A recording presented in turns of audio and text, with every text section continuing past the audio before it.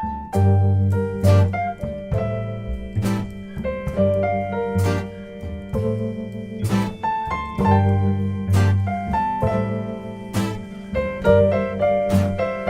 right, we're going to get started. Hi, I'm Tom Sears. I'm the Vice President of Missouri Venture Forum, and we're excited to have you in the "If no one buys your product or idea, you don't have a company," which is quite true. We're selling our spouses, significant others on, hey, we want to start a business, we're investors, and then we got to sell the product to a client. So, I'd also like to thank our sponsors. Without this, we couldn't have made this happen. If you see anybody with the sponsor name tag later, please tell them thank you. Also, you should all have a survey. Please fill out the survey. If you want to register for a free one-year membership, $300 value, put your name on the bottom of it. We'll be drawing that a little later this afternoon. And I think that's the rules for that. So we're going to do selling your product or service is the major factor that dictates the survival of your company. This panel will give you an overview of this process and will engage in the review of current case study. John Harden of Exeter Group, please take it away as our moderator. Thank you, Tom. Appreciate it. Very happy to be here with you folks today. As Tom said, my name is John Harden. I'm a senior partner with the Exeter Group, a venture development firm here in St. Louis. We're in the business of starting companies and helping them get off the ground and take their products, concepts to fruition and capitalization. On the panel today, we just got a great group of people. Tim Nowak, Executive Director of the World Trade Center here in St. Louis. Elin Nozuski is Senior Vice President, Fleischmann Hillard.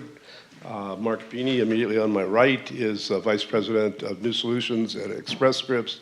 And I think a real treat for the discussion today, Clint Matthews. Clint is an entrepreneur about a year and a half into a new venture here in St. Louis. He's actively out selling his products, so he's living what we're going to talk about today.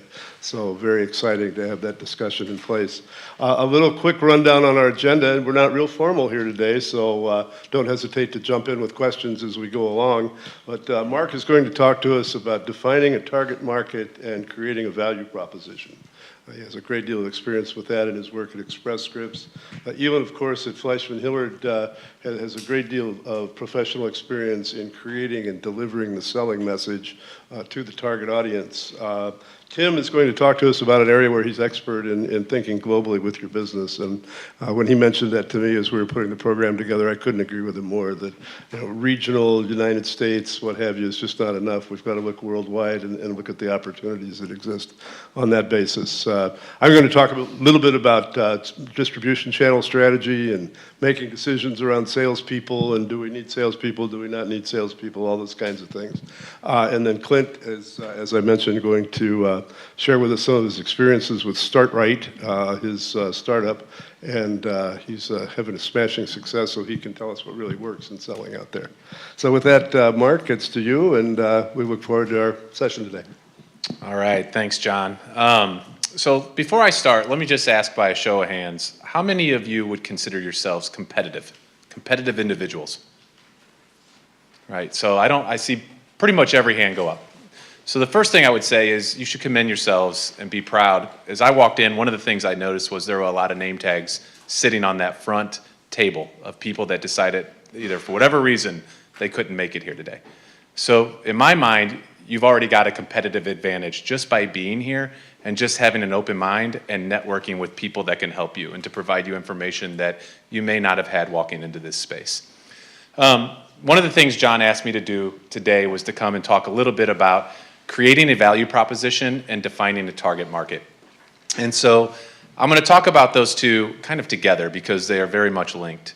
How many of you have watched Shark Week on Discovery Channel? Okay, some of you, not all of you.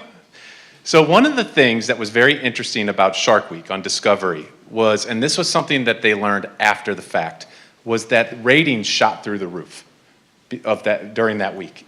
And as they asked themselves that, they started to say, well, what was the reason why ratings shot through the roof during Shark Week? And some really savvy marketers and product developers arrived at the notion or the conclusion that the bigger the predator, the higher the ratings. Okay? So think about a shark. Huge predator, ferocious, ratings go through the roof. You should look at your value proposition for your respective companies, for your respective products, very similar to that. If your potential customers, early adopters, or more mature buyers, don't feel like there's a problem that is worth solving for themselves, or that there's an alternative that they're already using today in the market that's solving that problem, they're not going to have enough doubt in their mind to purchase the solution that you're putting in front of them. Okay, so it's really important. It starts with the pain point that is important to your potential customers, and is it worth solving for them? So how do you do that? Well, one is good old-fashioned storytelling, right? So as you sit down and you think about, how do I position my solution? Try to think about it through the lens of your customer and the problem that you're solving, the pain point that you're solving for them to make their lives easier. If they're, a small company that's looking to buy a solution, try to figure out how does this affect their bottom line. If they're an HR benefits director for a large company, how does it free up time for them so that they can spend time doing other things? So that's really important. Start with the problem. Then absorb yourself in as much data as you possibly can. Figure out, your demographic, your target market, your early adopters, how you reach these folks, what kind of channels do they use? We'll talk about distribution. Where do they learn about your solution? You should know them better than they know themselves in many ways, and make it easy for them to see the solution. Put it in front of them, okay? And then it's about testing and learning, right? So you have a solution, you're an entrepreneur. By definition, your solution is early stage. And so be willing to try new things and iterate fast, and be willing to fail forward, fail early, right? So by failing forward, I mean learning by what's working and what's not working, and tweaking and making adjustments to your solution. And failing fast, meaning you kind of have to learn pretty fast, because if you stay in the wrong trajectory for too long, you can end up down the road 90 degrees off from where you need to be. And then it's about looking for help. And so one of the things that I'm born and raised St. Louis in, and I know for those of you I had a chance to talk to who are also raised here, we're a very tight-knit community when it comes to innovation and entrepreneurship. And so as you network here and as you meet people, it's really important that you're able to rely on them and ask for help. This is difficult, what you're trying, what each of you, I would love to spend time afterwards and learn about each one of your companies, but what you're trying is difficult. To start something new, to create a solution that solves a problem for someone that they're willing to part ways with money for. So look for all the help and networking that you possibly can. And then how many of you, the last thing I'll ask is, how many of you kind of have your elevator speech, right? So if you were in an elevator with a potential customer, would you have enough time between the time you pressed your respective floor and they pressed their respective floor to pitch your company within 30 seconds or less? Just by a show of hands, how many of you have thought through that? That is so important, right? It's really important. Now, I don't advise you just spend all your time in hotels, getting on elevators. It's not my point. But my point is that when you have an opportunity, you never know when those opportunities are going to come. And so you have an opportunity to speak with a potential investor or a potential customer. How are you going to portray your solution, your value proposition, in a way that's articulate and meaningful to that person in that short amount of time so that they remember you? Your goal as an early entrepreneur, an early stage company, isn't to make $1 million on the first meeting that you have with the company. It's to get to the next meeting. That sometimes gets lost in the shuffle here. The goal is to get to the next meeting, get to the next deep conversation, get to the next networking event with these potential customers. It takes 5 to 12 times getting in front of your customers before they're going to be willing and in a position to make a purchase. And so it's a marathon. It's not a sprint always. So I'm going to stop there, and I know we're going to have some other insights and hopefully be able to take some questions at the end. But I thought that was my kind of 2-minute drill on how do you kind of position yourselves in the market to be successful. I will not drop the mic now. I'll pass the mic. Thank you, Eli. Well, thank you, and thank you for having us here today. My role at Fleischman Hillard is to help companies tell their stories. So whether it's a company with 3 people or a company with 400,000 employees, I help them figure out what is our story, what is our differentiator, what audiences need to learn that story, and how can we best tell it to them in a way that is going to resonate, but also they're going to remember, as you said. You need to hear that message multiple times to have it stick. So you may be thinking that you don't necessarily have your story down yet, but I'm sure the key ingredients are there. And I think there's a couple simple questions you can be asking yourself in order to develop that story. First being, when did I notice this problem, right? That moment that you were like, gosh, someone needs to fix this. This is an issue in my industry or with these products. And when did you decide, oh my gosh, I have the solution, or when did you find that solution? Those pieces are essential to telling your story. And then from there, you'll want to talk about how you had challenges bringing that product to market or that service to market, and what successes you've had along the way. So those 4 questions can help you develop that elevator pitch that you mentioned. That 45 seconds of saying, here's the problem I saw, here's the solution I came up with, here's all the challenges I had getting to the product I have today, but here's the success I have taking it forward and how it can help you with your business or something along those lines. You want to be able to speak very differently to every different audience that you're speaking to, but tell the same consistent story. So if you're talking to a millennial mom, your story is going to be very different than talking to a 50-year-old banker, right? Or talking to someone that you're trying to get seed money from. So you have to really tailor each one of those communications to those different audiences. So beyond the storytelling itself, another really important thing to remember right now is your reputation. Yes, your big idea may be one of your most valuable assets, but your other is your reputation. And every time you are talking about your product and you are having an interaction with someone, you are building that reputation. And of course, you want to build a positive reputation.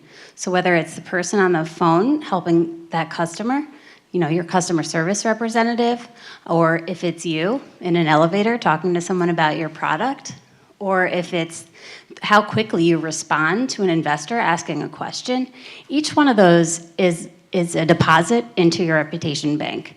And every time someone has a negative experience, you're taking away from that, and they might not want to do business with you again.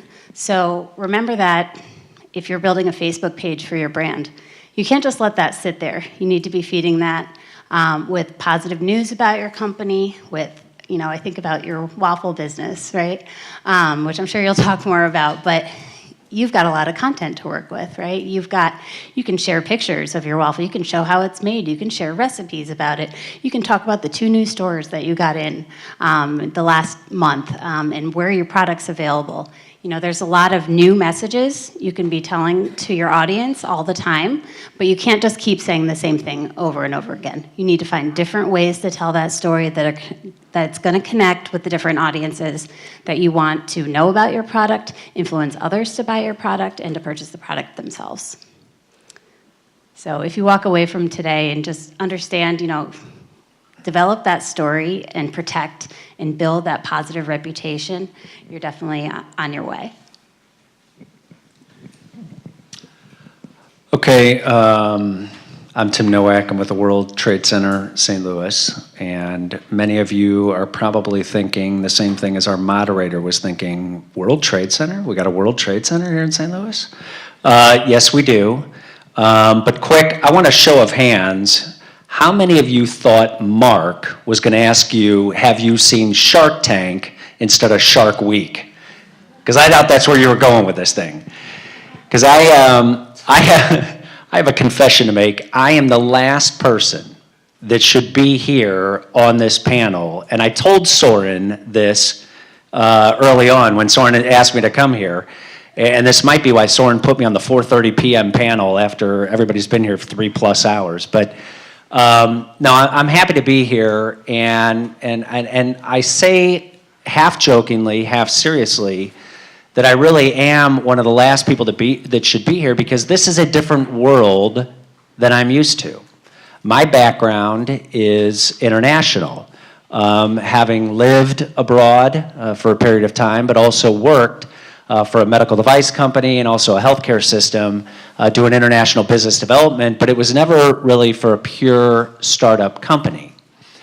And when I came to the World Trade Center about 10 years ago, and just in terms of who we are, we're the international office for the St. Louis Economic Development Partnership, which is the economic development agency for St. Louis City and St. Louis County. In the panel before this, over in the AT&T auditorium, you heard from Ginger Imster. Ginger is one of my colleagues, and Ginger is certainly an appropriate representative to be on one of these panels.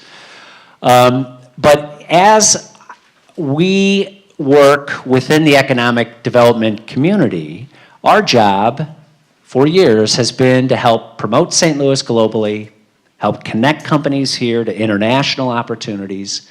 We host inbound foreign delegations, many throughout the year, and from time to time, we take outbound trade and investment delegations, but never working with the startup community. That is until about a year ago. Back in late 2014, our office made an application to the Brookings Institute Global Cities Initiative. And this is an initiative run out of the think tank Brookings in Washington, D.C. that many of us have heard of. They launched this Global Cities Initiative about 5 years ago with funding from J.P. Morgan Chase Bank. And they sort of cherry-picked a couple of cities to work with to start. They started with Los Angeles and Minneapolis and Portland on this idea that if we work with a community of leaders, so economic development, civic, business, academic, around creating your own metropolitan export plan, could we move the needle?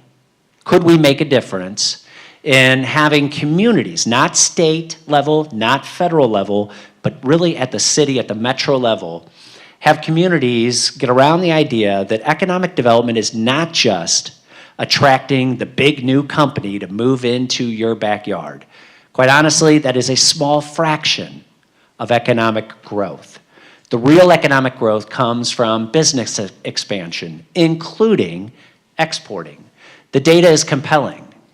Those companies that are exporting are growing faster, they're paying higher wages, and so Brookings said, if we devote some resources and consulting, can we get communities, cities to make this a priority or a part of the overall economic development toolkit? So we made an application, quite surprisingly, we got in, and the first year is putting together a team to research and write and implement your export plan. And year two, which we're just about to launch, is you go back to the table, the research, the writing, the implementation of a foreign direct investment plan. So at the completion of those 2 years, you really do have an integrated international agenda from which to work. So how does this play here? Why does this matter here? Well, we were doing the research. We hired Washington University the Olin School of Business and a team from there to help us get out and interview many companies. We had an online survey that was completed by more than 700 companies here locally. We got out and interviewed more than 50 exporters, large, small, across industries. And what we came to appreciate is the emerging, some might say the already pretty robust entrepreneurial ecosystem is leading to long-term export opportunities for St. Louis. We did focus groups down with Arch Grant Award winners. We did focus groups at Cortex and T-Rex. We met with and heard from a number of earlier stage companies who were coaching us. They're telling us, we're already thinking global. We're going international. There was one medical device company that's going straight to Europe. And so I'm sitting there, it's blowing my mind because honestly, my office, my team, and we work with the State of Missouri Department of Economic Development, their international office, the federal group, the Department of Commerce, U.S. Export Assistance Office, and time and again, our message to companies prior to this has been, you go have success here domestically first. You come back to us when you can prove that you're ready to go global. And how arrogant does that sound now?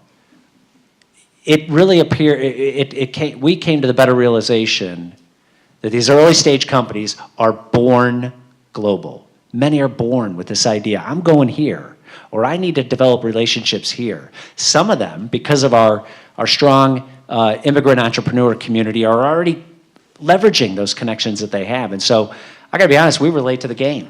So I invited Tom Hillman through a connection. I didn't know who Tom Hillman was, and Lewis and Clark Ventures, and I went and had lunch with Tom Hillman. I said, Tom, I mean, this is sort of bubbling up to the top? Are we missing something here? And he's like, oh my gosh, yeah. So Tom came in and gave a keynote address at our annual meeting and talked about Born Global. And so with that, and this is on our website, the Metro Export Plan. We launched it last June. We pitched JP Morgan to fund an export challenge, a business plan competition for early stage companies to bring to us their best export ideas, and we'll award $60,000 last year. We're going to award another $60,000, so stay tuned. We're just about to announce it. Ginger mentioned it in the last forum that we had. But beyond the money, and Arch Grants actually is going to manage this competition this year for us. And so an announcement will be coming out here in the next couple of weeks. And we're going to give away another $60,000 in September at our annual meeting. But beyond the money, we want to invest long-term in your success. So we have an online Chancellor Certificate in International Trade program. We're going to offer that up free of charge to the finalists for this. And we really do, we have geared, and we also have come to appreciate, and we're not there yet, but to reorganize some of our training and export assistance programs to better meet the needs of the early stage entrepreneur and where you're at in terms of your business. So I think that we're a little late to the game from my end, but we're there. And we want to invest in your success. I think there's a tremendous amount of resources you may not even be aware are out there. And that includes not just the challenge competition, but this is funding through the Missouri Department of Economic Development that can help offset some translational needs for your website.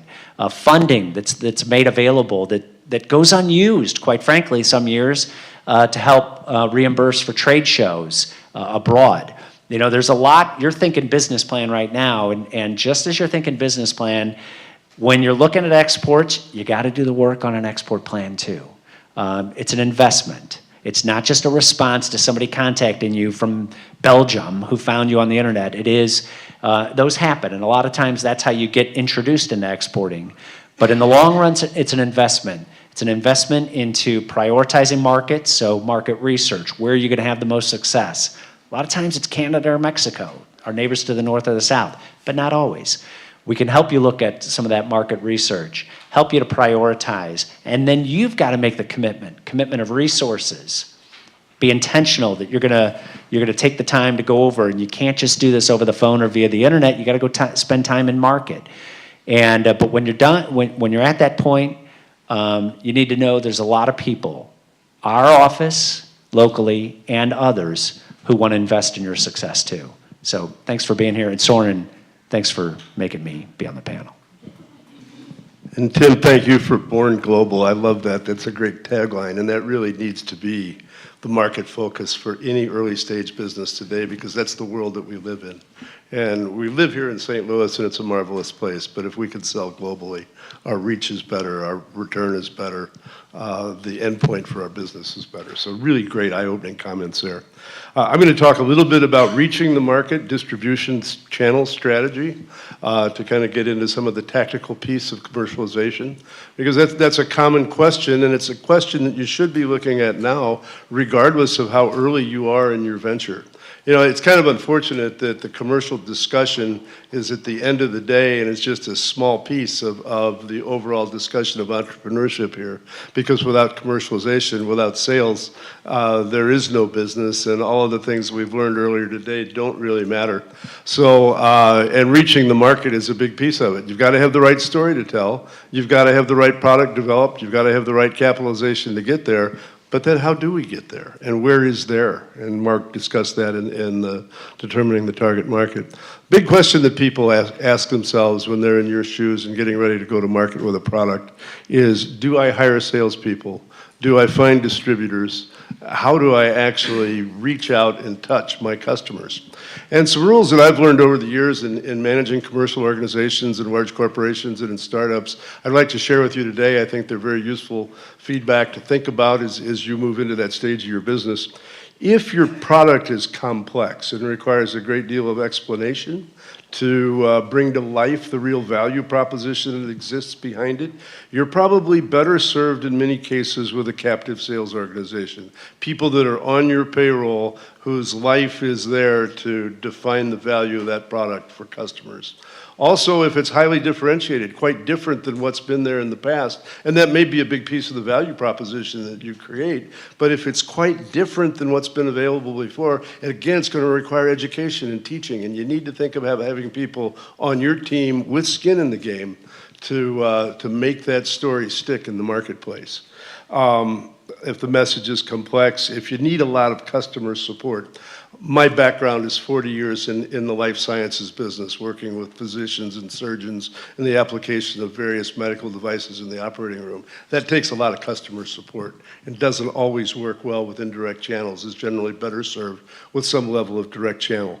And also one thing to think about is, where does the inventory need to be? If you can put the inventory in a central location, ship it all over the world, ship it all over the country from a single location or two, you don't need distributors in local markets stocking product and putting it on the shelf. So it's not just a how do I sell, but it's how do I reach the market with my product question that needs to be answered there. A distributor or an indirect channel might be best for you if your product is pretty straightforward. Maybe it's the third or fourth entry to an existing market. Maybe it's differentiated in shades of gray, not in evolutionary or revolutionary steps. If the messaging is fairly simple, it doesn't require a great deal of support, or the support is fairly straightforward. But also, if you need to have stock on the ground in the market, right there next to your customers, distributors are a great way to do that cost effectively, because your distribution costs are not expanded by all the local warehouses that you have to fund and staff. So some things to think about when making the decision, do I hire salespeople or do I hire distributors? And what many startup companies do is a hybrid of those two strategies. So direct salespeople in high influence markets, distributors in lower influence secondary markets. Distributors work very nicely in some international markets where familiarity with local language and customs, also familiarity with the regulatory process to bring products in from an export-import standpoint, are very, very important. So I suspect what you'll fall on when you get to making these final decisions is that you'll have some people on your team that you call your sales team.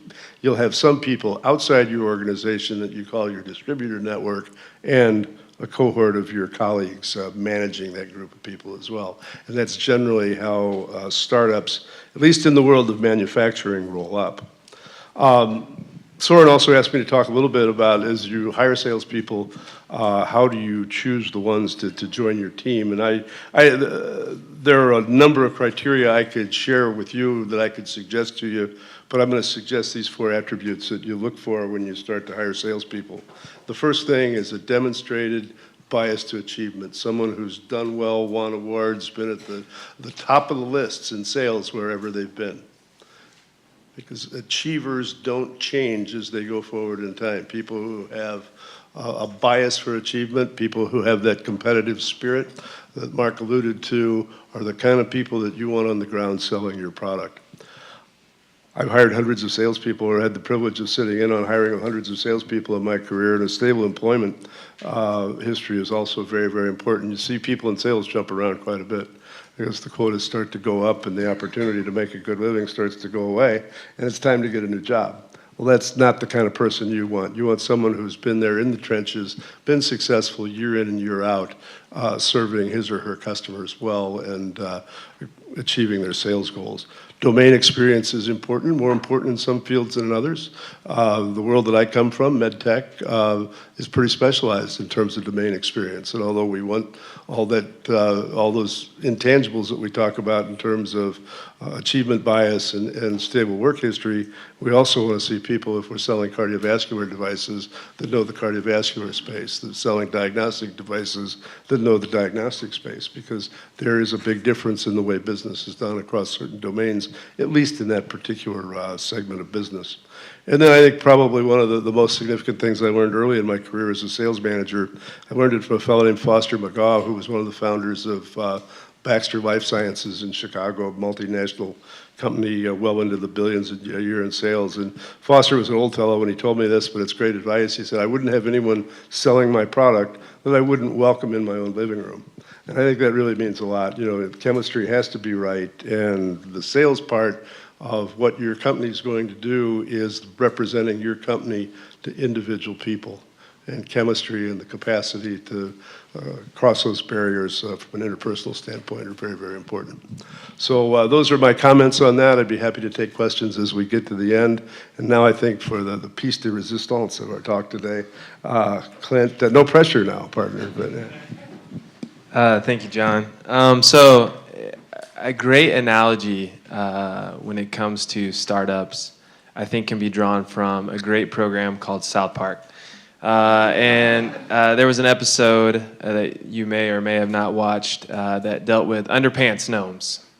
And so the underpants gnomes, they had this great idea. They were going to steal kids' underpants, and then step 2 was a question mark, and step 3 was profit, right? So step 2 is kind of what we're talking about up here today, which is a big question mark. And so just kind of as all these folks have been talking about, you know, Mark talking about the target customer, target audience, and value proposition.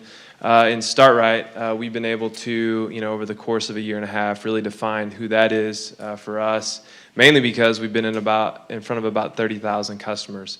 And really speaking to them and understanding the market. Elon talked about, you know, developing your message and getting that across in whatever form it may be. We really started out doing really poorly in that and have really kind of started to accelerate that in the last few months, be it playing, you know, jingle bells on waffle irons during Christmas, or, you know, making a video of us fighting over, you know, how to say syrup or syrup, whichever it is. But just different things like that really helps to get your story out there and for a wider audience to start to see, you know, who we are. And then Tim talked about export, and so that's something that we've actually been looking into and have learned because of other folks that we have met that internationally, U.S. food is actually looked on favorably, especially in Asian countries, as their you know, middle class continues to grow. They're really looking at U.S. foods more so than food that's manufactured in their own country, and so we're starting to pursue that as well. And then John spoke a lot about, you know, distribution and sales, and so that's really where we are focusing our efforts now. When we started, I guess I should say we make high-protein, gluten-free frozen waffles, distribute them in grocery stores, and really we're about delivering a high-protein, convenient breakfast to people, making it easy for them to eat high protein in the morning because we feel like it has a lot of health benefits if you do that. And so when we started, we were literally just driving around in my truck with coolers, delivering it to the stores, and we thought, man, you know, if we're going to get much bigger than we are now, we're going to have a distributor. And so now we have 4 distributors that cover our 85 stores, soon to be about 200 stores. So we've been on a pretty good growth trajectory. This time last year, we were in like 20. So kind of onto the sales piece. So you see kind of each of these things that everyone's talked about builds upon itself and are some of the decisions that you need to make to, you know, make a successful company. Not that we're necessarily successful, but at least we're heading down the pathway. So I think one of the biggest things when it comes to sales is perseverance in relationships.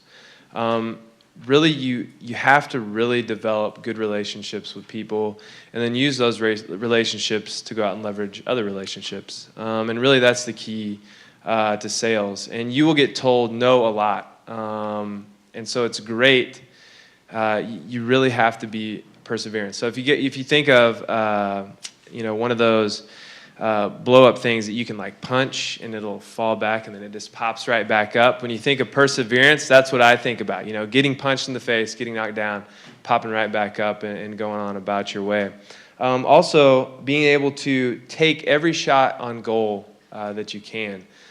So it might be, getting in front of a buyer. They'll probably ignore you. So maybe you have some other contact at the company. Maybe they can connect you.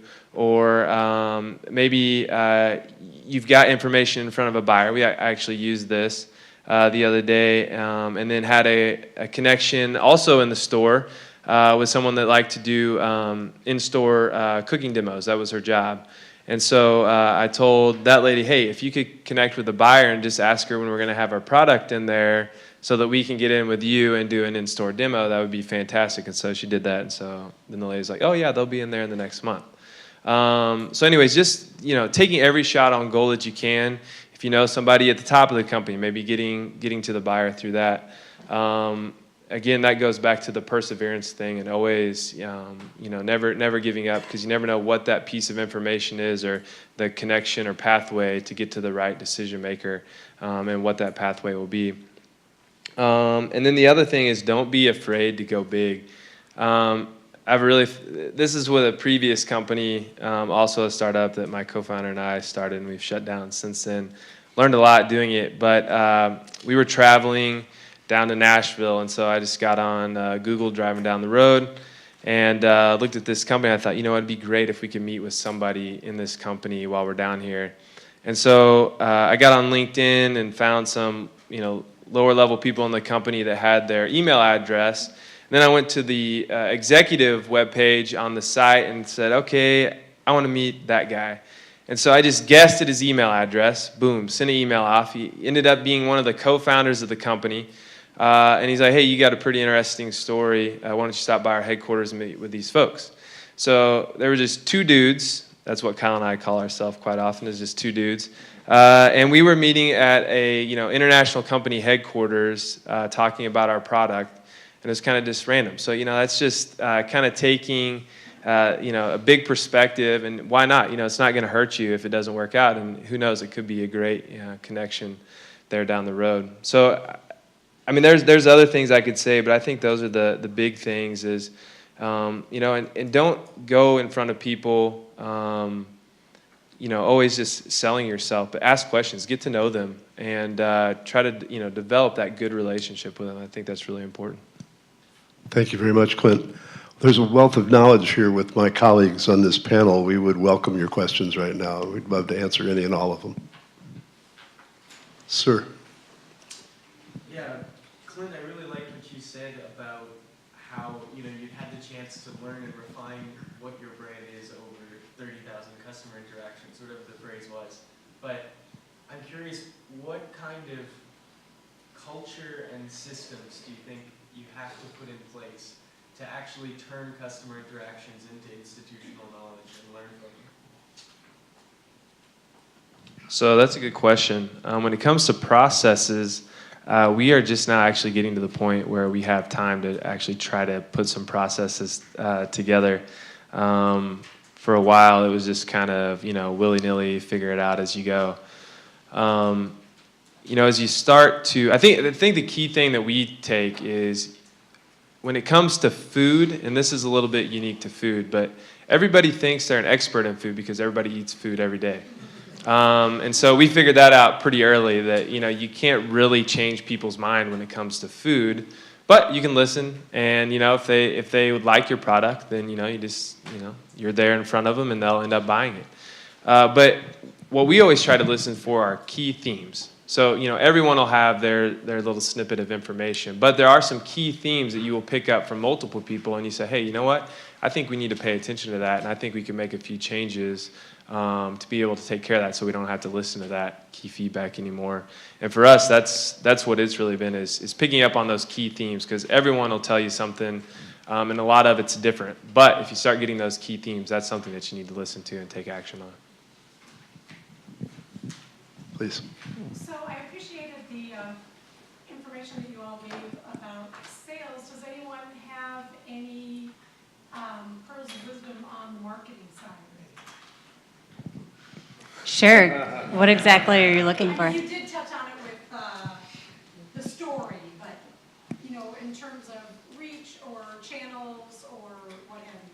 Sure. I think the most important thing to do is really figure out who your target audience is, who has that problem that you're solving with your product or service, and talk to them. I mean, sit with them, see if they'll let you shadow them for a day, understand what their world is like. Even if you've been in that industry for 10, 15 years, you had your experience, they're having a different experience than you because maybe they work at a different company or maybe they started somewhere else and landed where they are now. Really understanding all the different types of experiences people that would use your product have, that helps you understand who that target market is, where they're finding information. You can even make these mini focus groups as you talk to people, have a set of questions that you're asking each of them, and notice for difference as you look at the results, notice for different responses and how different people are using that kind of information or where they're having that problem in their business. So really figuring out who that target is and what sites they're frequenting, what events they're going to, what services they're already using that might be opportunities for you to partner with that business and build a relationship there. Yeah, I'll just add to that. So one of the reasons I brought up Shark Week, was because of the predator, the problem that is worth solving for your potential customer, right? And so the other thing you have to keep in mind is that your customer has likely been pinged by 20 other companies that same day who have the next greatest solution that's going to make them millions of dollars, right? So you're competing kind of with a blind spot.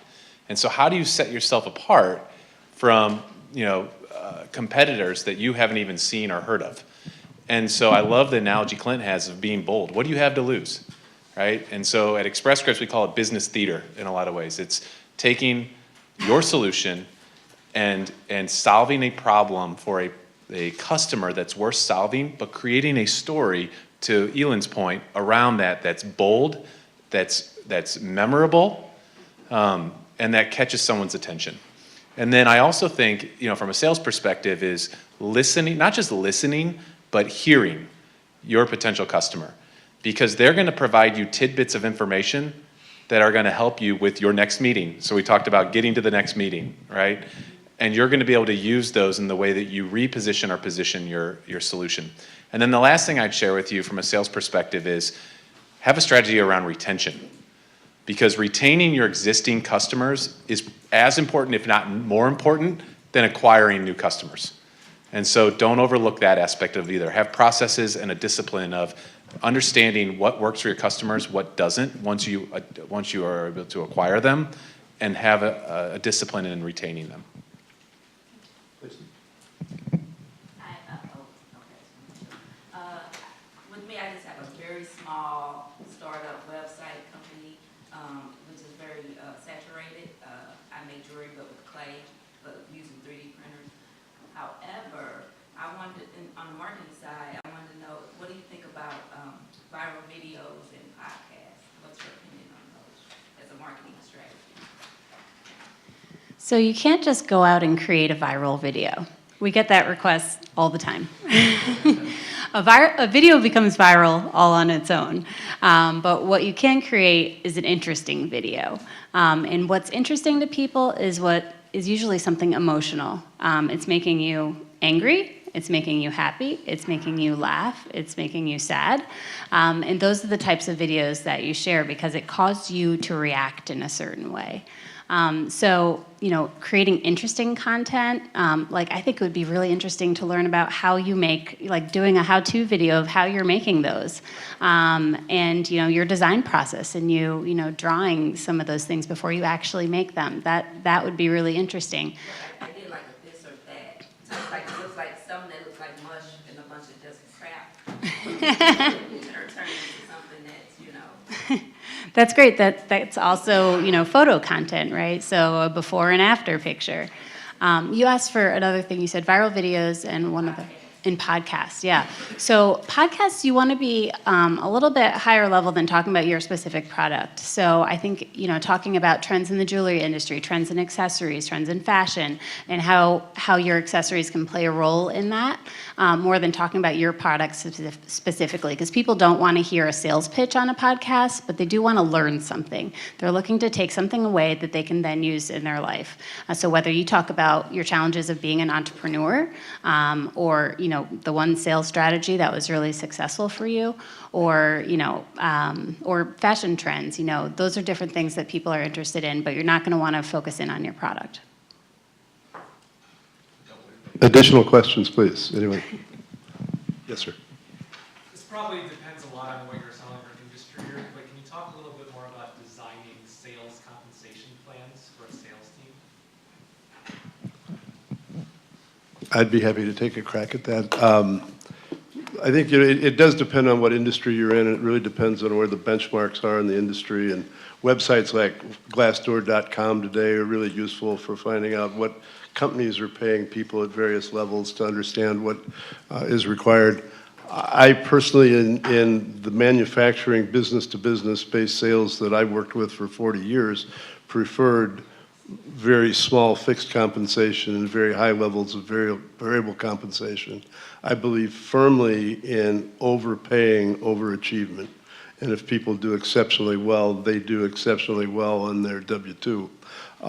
Now, in a very early stage company, there may be exceptions to that rule because the sales volume may not be sufficient to support high levels of income as a function of relatively low levels of sales. So there, you may want to look at it more as a salary plus a bonus around achieving certain goals that your organization has financially. It's a fairly complex question around the specific model that you have, but I think those are probably the most common ways to do it. Also, early salespeople in any business, you're going to have to attract great salespeople. You're going to have to recruit great salespeople. Generally like to see a bit of equity in the business as part of their reward for making you successful as well. So it's something to think of. And generally, in the 2 startups I did, our first 10 sales reps in, we ultimately hired 101, but the first 10 in had a declining share of equity in the business as an incentive to come on early and take the risk with us. So big dollars in equity. And it's one of the things, and again, it's industry specific, but you will probably pay salespeople more than you ever thought you would. And if you do it right, it'll be the best investment you ever made. And when you budget early on as you're building your 5-year pro forma and what have you, you do want to think about that and make sure it's included in there. So thank you. One more question. One more question. Sir. We've heard a lot today about different resources that T-Rex would offer, investing and venture capitalists. What kind of resources are available in the San Luis market area to connect with salespeople or connect with people to kind of start you down that salesperson process as far as hiring and or growing your sales as you get to that point? I know initially an entrepreneur, that's kind of part of their deal and telling their story, but you reach that breaking point. I can only speak for the life sciences space because that's where I live. I know that the BioSTL Fundamentals program touches on that. That's a program run by Harry Rader, who was a moderator on one of the earlier panels today. So if you happen to be working in the life sciences space, enrolling in the BioSTL Fundamentals program would be beneficial along those lines. And other business-to-business applications or information technology and such, I really cannot answer that question. But I think, Soren, that's one we should capture and maybe get back out to the attendees if we can find some information around that for you.